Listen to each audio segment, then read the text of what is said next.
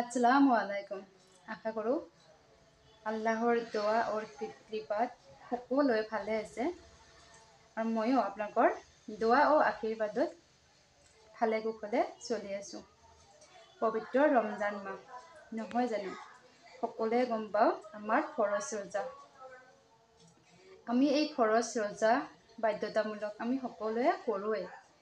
যিমানখিনি পাৰা যায় মানে সকলোৱে ৰোজা নামাজ কোৰাণ পাঠ তিলাৱত আমি সকলোৱে কৰা হয়, হয়নে নহয়? গতিকে ফৰজ ৰোজা কৰি আমাৰ কি হয়, মাতৃ গৰ্ভত থকা নিষ্পাপ শিশুৰ তুলনা কৰা হয়। গম পাইছে নিশ্চয়, কথাখিনি বুজি পাইছে।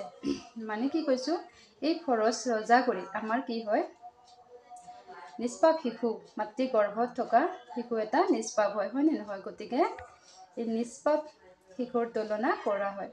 গতিকে আমাৰ এই কোৰাণ শ্বৰীফ তিলাৱত বিশেষ এই ৰমজান মাহত বহুত ব্যস্ততাৰে দিনবোৰ পাৰ কৰা হয়।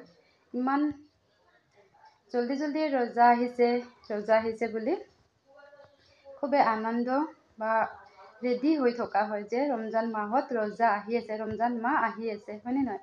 আকৌ জল্দি ৰোজাকেইটা শেষে হয়, খুব দুখ লাগে, একদম খুবেই দুখ লাগে। মোৰ বিশেষকৈ আপোনাক কৈছোঁ, মোৰ মনটো এনেকুৱাকৈ যেন এক্সাম চলি আছে আৰু এই এক্সামত যিমানখিনি পাৰোঁ ভালদৰে ইবাদত কৰিম।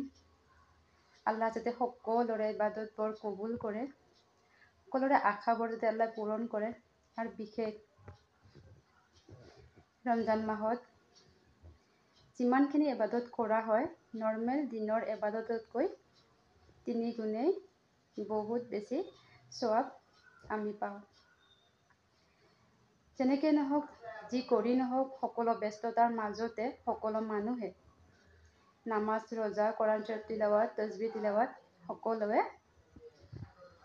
কৰেই, নহয় জানো?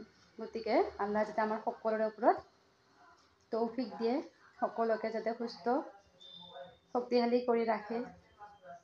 বিশেষ ৰমজান মাহত ইবাদত নামাজ কোৰাণ শ্বৰীফ সকলোৱে কৰে, তাৰোপৰি যিমানখিনি পাৰোঁ মানে আমি তাজবীহ তিলাৱত কৰিব লাগে। আৰু বিশেষ দোৱা দৰুদ শ্বৰীফ, তওবা, আস্তাগফিৰুল্লাহ কোনেও যাতে ক'বলৈ নাপাহৰে। সকলোৱে যাতে তাজবীহ তিলাৱত, দৰুদ শ্বৰীফ, আস্তাগফিৰুল্লাহ এইবোৰ তাজবীহ তিলাৱত কৰিয়ে ভালদৰে ৰমজান মাহটো সুকলমে পাৰ কৰে। মোৰ মনৰ কথাখিনি আপোনাক ক'ব বিচাৰিছোঁ, এই ৰমজান মাহত